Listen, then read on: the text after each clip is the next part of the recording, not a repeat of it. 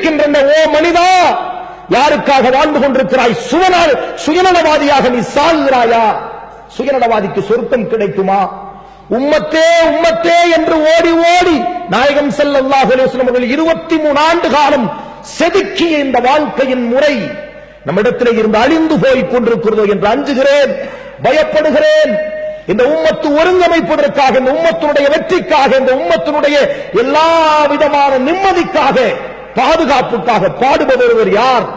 உழைப்பவர் யார்? அதை பேசுகிறவர் யார்? அதற்கான பொருளாதாரம் கொடுக்கிறவர் யார்?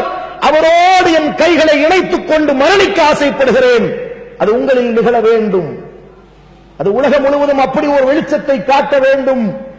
இருளிலே இருந்து வெளிச்சத்துக்கு கொண்டு வந்தார் நபிகள் நாயகம் ஸல்லல்லாஹு அலைஹி வஸல்லம் அவர்கள். இருளை நோக்கி போய்க் கொண்டிருக்கிற எனது சமுதாயம், இருளை நோக்கி போய்க் கொண்டிருக்கிற இந்த சமுதாயத்தை வெளிச்சத்தின் பாதையில் விட்டுச் செல்வதற்கு யார் இருக்கிறார்கள்? அவர்களோடு எங்கள் கரங்கள் இணையட்டும். அமைப்பல்ல, கட்சி அல்ல, ஏனைய விதிமுறைகள் அல்ல, சட்டங்கள் அல்ல, எதையும் நாங்கள் மீறுவதற்கு தயார். இந்த உம்மத்து ஒன்றுபடுமானால் வருத்தப்படுகிறேன், குமுறுகிறேன், கண்ணீர் வடிக்கிறேன். என் சமுதாயம் ஒரு நாதியற்ற சமுதாயமாகிவிட்டது. 800 ஆண்டு காலம் ஒரு திருநாட்டை ஆட்சி செய்து திருட்டு பிள்ளைகளை போல இன்றைக்கு வாழுகின்ற அவகாசம் நமக்கு இருக்கிறதே.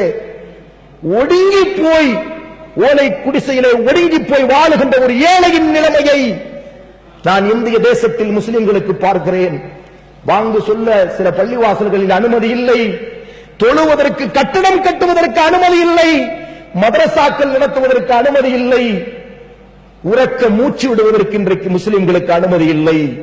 இந்த நிலை ஏற்பட்டுவிடும் என்று கடந்த 20 ஆண்டு காலம் பொது மேடையிலே 1375 மேடையிலே பேசினேன். உங்களை நோக்கி ஆபத்து சூழ்ந்திருக்கிறது, உங்களுடைய முதுகுக்கு பின்னால் உங்களை தாக்க வருகிறார்கள், அஞ்சிக் கொள்ளுங்கள், அதிகார துஷ்பிரயோகம் இந்த தேசத்தில் நடக்கும், உங்கள் குழந்தைகள் இரத்த நாளங்கள் அறுக்கப்படுகின்ற காட்சியை நீங்கள் காண்பீர்கள் என்று 1375 மேடையிலே முழங்கினேன்.